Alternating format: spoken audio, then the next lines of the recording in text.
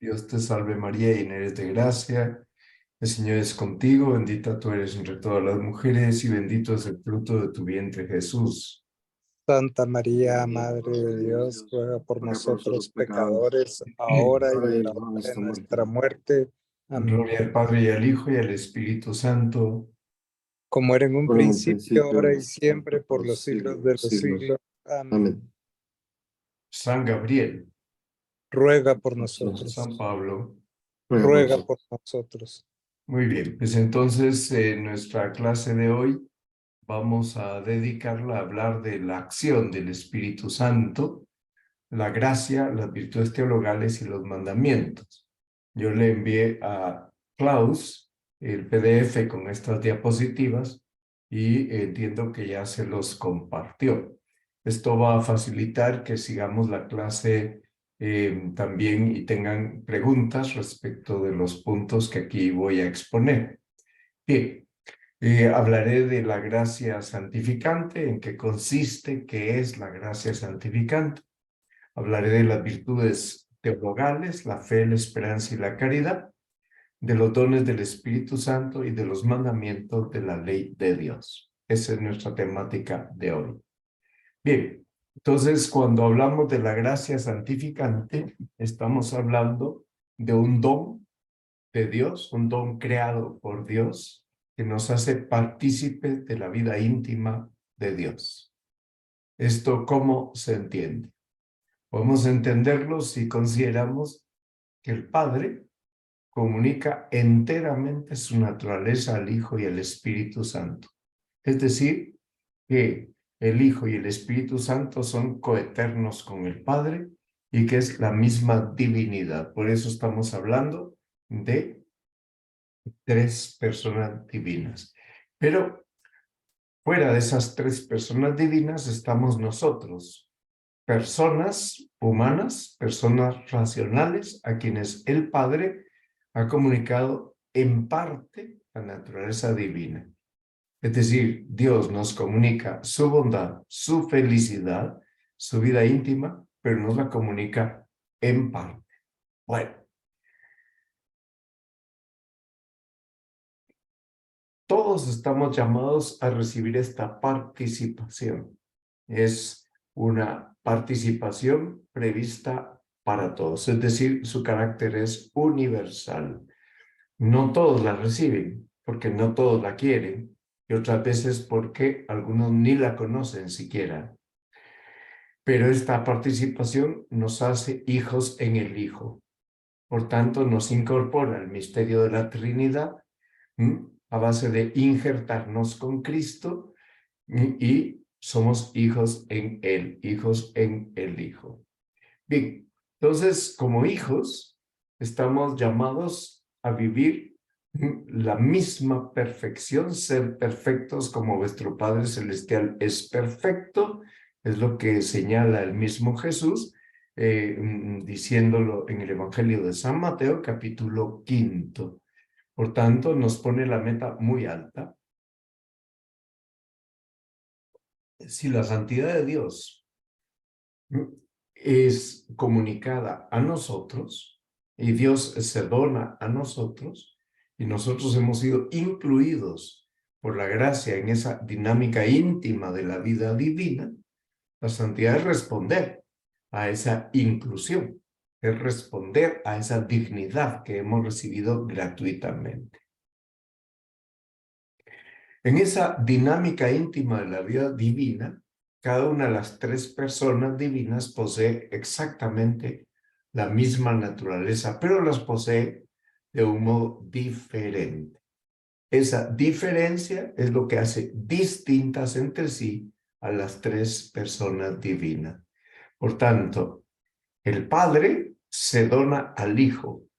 El Hijo se reconoce como donación del Padre y toda la vida del Hijo es un continuo reconocimiento de su filiación, un reconocimiento agradecido, y el Espíritu Santo es el amor recíproco entre el Padre y el Hijo. Por tanto, ese es el modo diferente de poseer la misma naturaleza. Dios Padre se conoce a sí mismo y ese conocimiento es tan perfecto que es una persona, Dios Hijo. Dios Padre y Dios Hijo se aman recíprocamente de un modo tan perfecto que ese amor es una persona. Bien, ¿qué es lo que ocurre cuando el Padre nos adopta como hijos? Este es, digamos, un planteamiento que nos importa mucho entender porque esto se aplica a hombre y a mujer. Si el Hijo eterno del Padre es el modelo, se ha hecho hombre para que tengamos un modelo con el cual podamos identificarnos para restaurar al género humano, entonces el Hijo es nuestra puerta de entrada en la Trinidad. Si nadie conoce al Padre sino el Hijo y aquel a quien el Hijo se lo quiera revelar. Por tanto, nuestro conocimiento del Padre está precisamente en conocer al Hijo y en dejar que el Hijo nos revele al Padre. Bueno, el Espíritu Santo, como es el vínculo de amor entre el Padre y el Hijo, es la luz y la fuerza que nos impulsa a identificarnos con Cristo. Entonces, esta identificación con Cristo es lo que nos permite vivir con Cristo para la gloria de Dios Padre. Y una persona puede ir creciendo tanto en su vivir con Cristo, en vivir en Cristo, que llega a hacer de la voluntad de Dios su propia voluntad y que no se ve al margen de esa voluntad. Por tanto, se mira siempre a sí mismo dentro de ese contexto que es un contexto profundamente sobrenatural, que no se entiende si perdemos la visión sobrenatural, pero que al mismo tiempo es comprometido. Ok. Si nos preguntamos si es que la gracia es mucho más que una ayuda divina para hacer obras buenas, la respuesta es un rotundo sí. Santo Tomás, para que entendamos esto, compara la gracia con, dice, con todo el bien del universo creado. Y viene a decir que una pizca de gracia es mayor que todo el bien de todo el universo creado. Por tanto, uno va comprendiendo lo que eso significa. Una pizca de gracia es superior a todo el bien del universo creado. La comparación que hace Santo Tomás de Aquino me parece que es muy grande y que nos ilustra. Ya ustedes pueden imaginar el bien del universo creado. Conocemos del universo creado una partecita nada más. Pero si conociéramos todo el universo creado, llegaríamos nosotros a captar la bondad de Dios participada en el universo creado, las enormes riquezas contenidas en toda la creación, y nos hiciéramos cargo de esa suma de enormes riquezas, y viene a decirnos Santo Tomás que una pizca de gracia es mayor que toda la sumatoria de ese bien. Bueno, estamos ante un nuevo principio vital, por tanto, nuestro bautismo nos hace nacer a una vida nueva. Esto significa que el bautismo, que solo se puede recibir una vez que hemos nacido, una vez que hemos sido dados a luz, somos bautizados, por tanto, hemos recibido un nuevo nacimiento.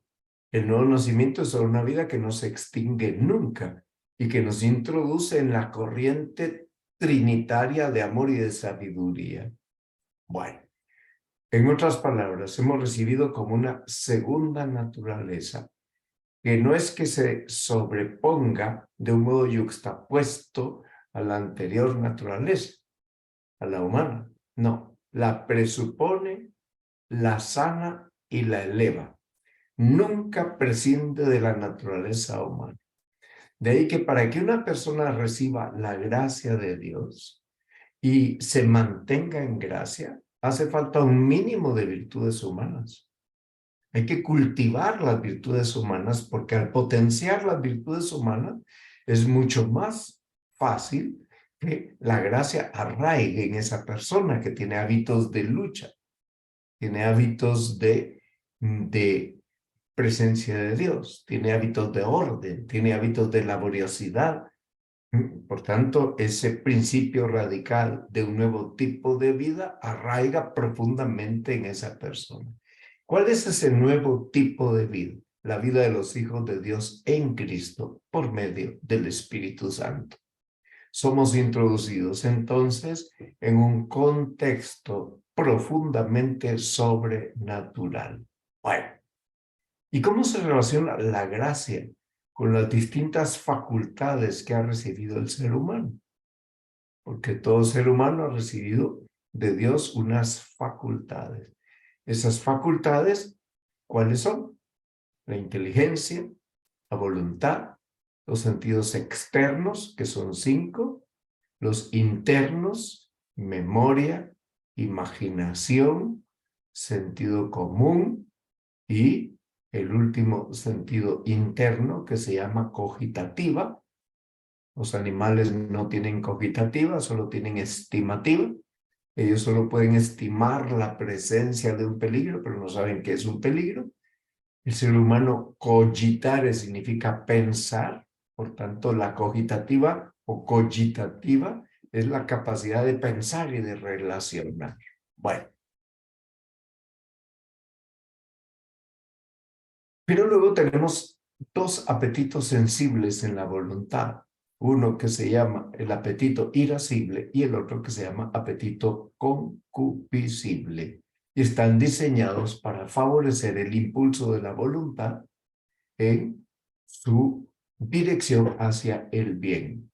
Bueno, todas esas facultades de la vida humana son elevadas y sanadas por la presencia de la gracia. Por tanto, la vida divina se hace posible por la gracia santificante, y así como la vida humana requiere de unas facultades humanas, la vida divina tiene también unas facultades divinas. ¿A qué me refiero? Bueno, entonces resulta que esas facultades humanas han de ser elevadas a la nueva vida que no podíamos ni siquiera imaginar. Con nuestra imaginación simplemente humana no podíamos imaginar los senderos hacia los que nos llevan. Si Dios no elevara nuestra inteligencia y nuestra voluntad, no podríamos ni siquiera presuponer ni intuir a dónde Dios nos eleva. Todos los actos del intelecto y de la voluntad, los actos de la imaginación, de la memoria, del sentido común, de la cogitativa, todos los actos de los sentidos externos, todos esos actos han sido elevados por Dios para que puedan ser también principios de los actos propios de la vida divina de la que participamos. Ok. ¿Cómo se realiza esta elevación de las facultades humanas? Ustedes ven esta escultura, a mí me parece muy bonita, en la que hay una unión estrechísima entre el Padre y el Hijo. El Padre está representado en forma de un anciano. Así lo pinta el profeta Daniel en una visión que tiene. Bien, entonces, pero hay una comunicación estrechísima. El Padre, conociéndose a sí mismo, nos dona al Hijo, que es el conocimiento perfecto que el Padre tiene de sí mismo, es la sabiduría de Dios. Bueno, entonces resulta que la pregunta que había hecho es que esta elevación de nuestras facultades requiere ser, y nuestras facultades humanas se elevan a través de 3 dones, que son 3 hábitos infundidos por Dios en el alma, junto con la gracia santificante. Esos 3 hábitos son el hábito de la fe, el hábito de la esperanza y el hábito de la caridad.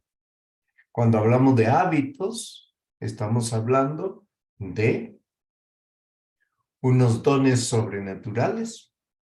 Les hemos puesto el nombre de hábitos para indicar que son dones que requieren una reiteración. así como los hábitos virtuosos son una reiteración de actos de virtud, y los hábitos viciosos son una reiteración de actos opuestos a la virtud, pues cabe una reiteración de los actos de fe, de esperanza y de caridad por parte de la inteligencia y de la voluntad.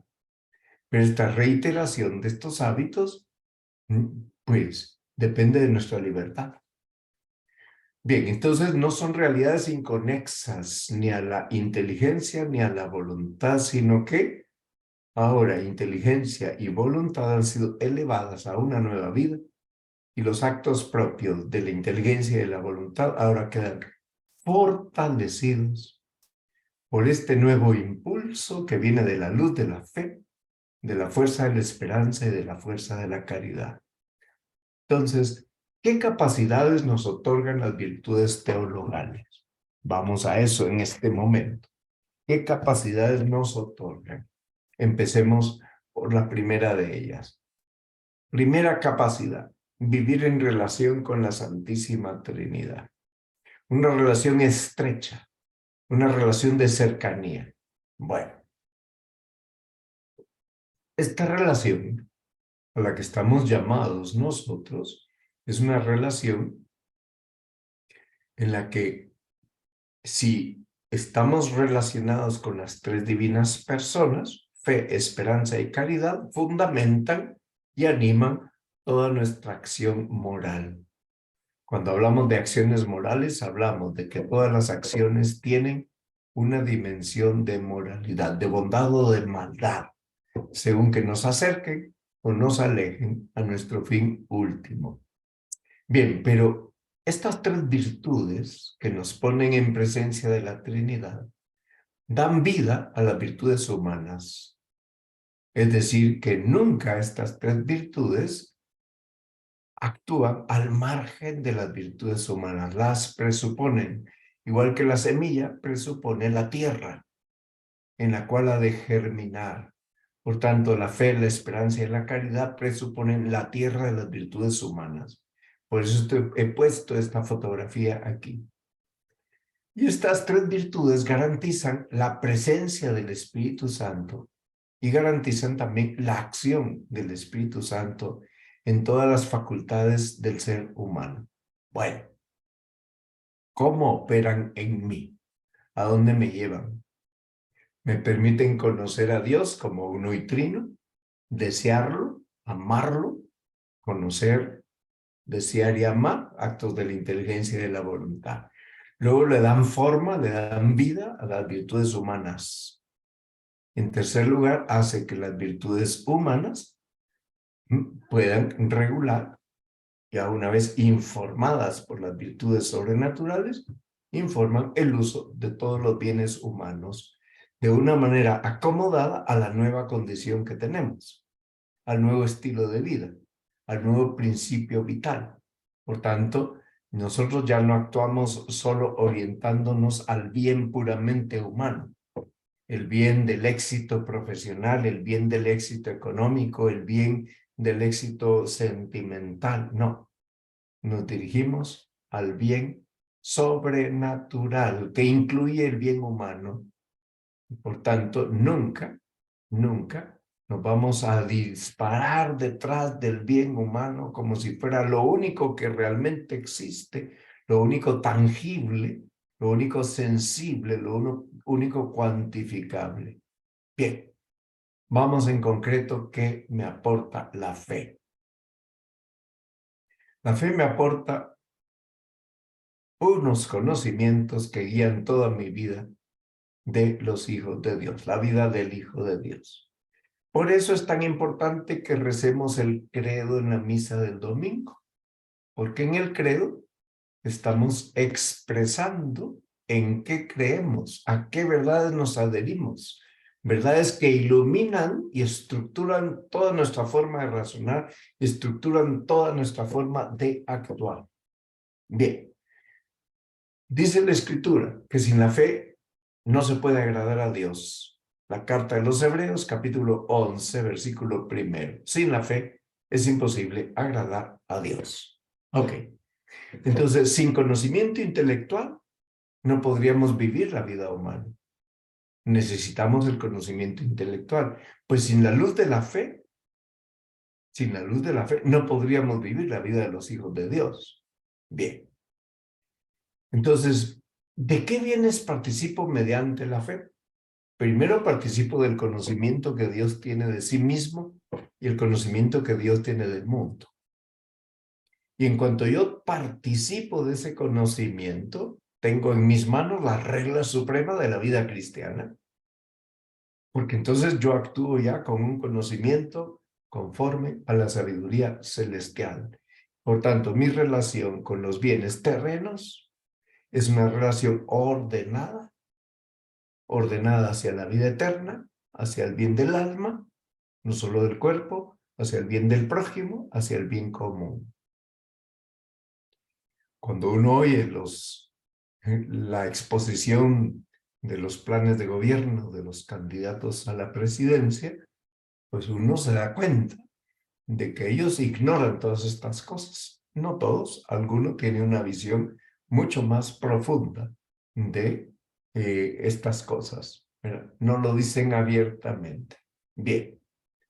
¿Cuáles son las dos cosas que presupone la fe? Para este joven que está en la foto, para una jovencita, para un niño, para un hombre hecho y derecho, un adulto, ¿cuáles son las dos cosas que presupone la fe? Primero, presupone una plena apertura del alma a la acción salvífica de Dios en Cristo. No una apertura parcial, no, apertura plena. Yo dejo actuar a Dios en Cristo en mi alma. Y lo dejo actuar a sus anchas. No le pongo límites, no le pongo condiciones, no le pongo peros. Luego, un acto de confianza y de entrega a la acción de Dios en mi alma. Aquí no hay casualidades. Dios actúa en mi alma, pero para Dios no hay casualidades. Todo es providencia divina. Ok. San Pablo enseña que somos justificados por la fe. ¿Y eso qué quiere decir? ¿Qué quiere decir San Pablo cuando nos dice que somos justificados por la fe? Veámoslo. Vamos a adentrarnos en esta enseñanza paulina. Como la fe es la aceptación de la salvación que Dios obra en mi alma, y no hay otra salvación que la que Dios nos da en Cristo, entonces ser justificado significa pasar del estado de pecado al estado de justicia. Entonces, el que no tiene fe en la acción de Dios en su alma, no pasa por sus propias fuerzas del estado de pecado al estado de justicia, porque cuenta solo con sus fuerzas, no cuenta con la mano de Dios, que en la fotografía está acariciando la mano de un niño. Bueno, pero luego ocurre que después del pecado original no hay otra manera de ser justos ante Dios que abrirnos a esa luz con la que Dios nos hace justos mediante Cristo. Cristo dice que Él es la luz del mundo. Hay que abrirse a esa luz. El que mantenga la puerta cerrada no deja que la luz le entre y por tanto no va a haber cambios en su vida. Pregunto, si la gracia y la fe son producidas por nuestras buenas obras. La respuesta es negativa. Pero una vez que hemos recibido la gracia y la fe, es necesario para que nos salvemos, primero que vivamos como hijos de Dios y segundo, que evitemos las obras incompatibles con la vida de la gracia. Hay obras incompatibles con la vida de la gracia. Es incompatible con la vida de la gracia vivir en unión libre, vivir en una unión marital entre hombre y mujer sin estar casados ante Dios. Eso es incompatible con la vida de la gracia. Evidentemente, esa incompatibilidad me mueve a tomar una decisión. Si quiero vivir como hijo de Dios, pues tengo que abandonar esa convivencia marital o decidirme a que sea sacramentalizada y por tanto que cuente con la bendición de Dios. O sea, si yo Si yo quiero vivir en gracia, evidentemente yo no puedo cooperar con ninguna obra de corrupción, sobornos, chantajes, mordidas, porque eso es incompatible con la vida de la gracia. No puedo cooperar con robos, no puedo cooperar vendiendo fármacos que solo sirven para hacer el mal. Entonces, esta coherencia a la que somos llamados es una coherencia que no la entienden todos los cristianos. Y hay algunos que llegan a afirmar que jamás hay que juntar la fe con los negocios. ¿Qué significa eso? No juntar la luz de la fe con la política. Pues quiere decir que yo lo que quiero es llevar dos vidas paralelas que no se iluminan la una a la otra. Pero el que no quiere dejar iluminar su conducta política, su conducta laboral, social, económica, por la luz de la fe, va a tener dos o tres vidas, va a llevar dos contabilidades. Una para la SAT y otra para sí mismo. Una donde se demuestren pérdidas y la otra en donde él sepa exactamente cuáles son sus ganancias y cómo se saltó el pago de los impuestos. Bueno, tres pecados contra la fe. Primer pecado, infidelidad. Segundo, apostasía. Y tercero, herejía. Si una persona consciente y deliberadamente no acepta la revelación de Dios, peca de infidelidad. Ejemplo, Juan 6, 54. El que come de mi carne y bebe de mi sangre tiene vida en mí, tiene vida eterna. El que no acepta la revelación de Dios en esta materia, en donde se habla en Juan 6, 54 de la Eucaristía y de la presencia real, peca de infidelidad. Están todos nuestros hermanos separados que no creen en la presencia real. Por eso, las 40,000 iglesias evangélicas que hay en Guatemala, pues predican a Cristo sin Cristo. No tienen a Cristo, no tienen sacerdocio, no tienen Eucaristía, no tienen sacrificio. ¿Qué pasa con el cristiano que abandona la fe? Peca de apostasía. Se dice apóstata al que abandona la fe. Bueno, entonces un católico que diga, pues sí, yo creo en todo menos en la confesión sacramental. Yo creo en todo, pero no creo en la presencia real de Jesús en la Eucaristía o en la virginidad perpetua de María. O no creo en, pues, el sacramento del matrimonio. Ese cristiano está pecando de apostasía, es un apóstata. Un católico que se hace mormón es un apóstata. Un católico que se hace de cualquier secta evangélica es un apóstata. Muchas veces son apostasías materiales, no formales. ¿Qué distinción hay entre lo material y lo formal? Que la persona cae en apostasía, pero cae en apostasía de una manera material porque no se ha planteado la refutación de la fe formalmente hablando. Pero va a terminar en eso. Bueno, el que cambia o deforma las verdades reveladas, peca con un pecado que se llama herejía. Peca de herejía. Entonces, resulta que si ustedes ven la postura que tienen algunos obispos alemanes cuando están negando una verdad revelada respecto del sacerdocio, ¿verdad? Y están queriendo que haya sacerdotisas o están queriendo que pues, la homosexualidad sea vista con buenos ojos en la iglesia y que se admita a los homosexuales a la bendición nupcial o al sacerdocio, pues indudablemente son herejes. Son herejes. Bien. Hablemos de la esperanza. ¿Por qué deseamos y esperamos de Dios la vida divina?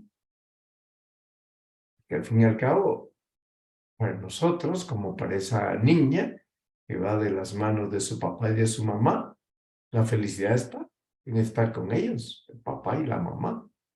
Entonces nosotros nos damos cuenta que nuestra felicidad es estar con Dios. Pero para conseguir estar con Dios, hace falta aquí y ahora confiar en las promesas de Cristo. Aquí y ahora apoyarnos en la ayuda de la gracia del Espíritu Santo, porque si no, ¿cómo la podríamos merecer? ¿Cómo podríamos perseverar hasta el fin de nuestra vida terrena si no nos apoyamos en la ayuda de la gracia para alcanzar la vida eterna?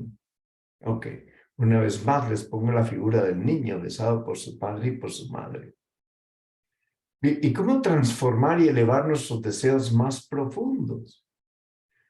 Indudablemente lo que nos toca es tener muy presente la bienaventuranza que Dios nos promete y que sea ese el objetivo último de nuestros deseos.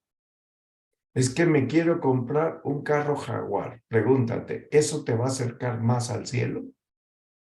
¿Te va a acercar más a la vida eterna? ¿O lo quieres por vanidad, porque te quieres lucir, porque quieres que la gente te mire con envidia, que te admiren y que digan, wow, qué bien le va a fulanito que se ha podido comprar un carro Jaguar, o un Maserati, o un Lamborghini, ¿verdad? Bueno, pues todos estamos expuestos a ese tipo de cosas.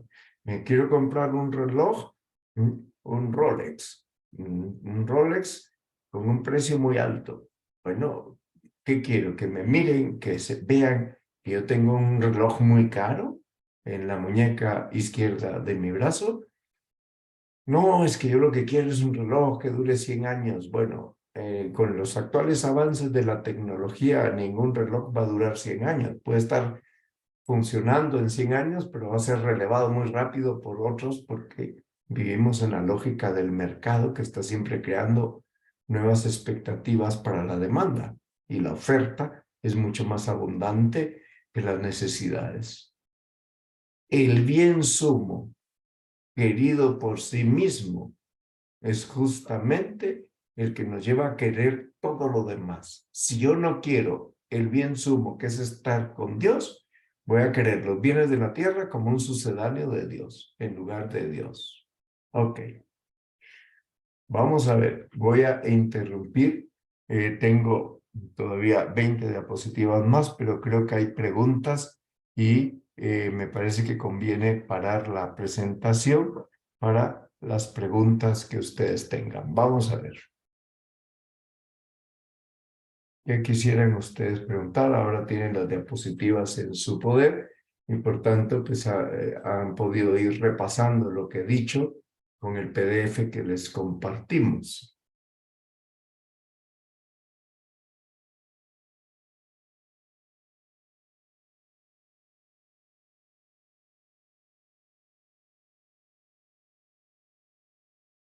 Bueno, pues se ve que todo está muy claro, muy evidente, pero pues si hubiera cosas que no están claras, por favor, me las escriben a mi WhatsApp al 52004313. Repito, 52004313. Ok. ¿Negar la existencia del infierno es una herejía? Sí, es una herejía. Esta es una pregunta que acaban de hacer en el chat.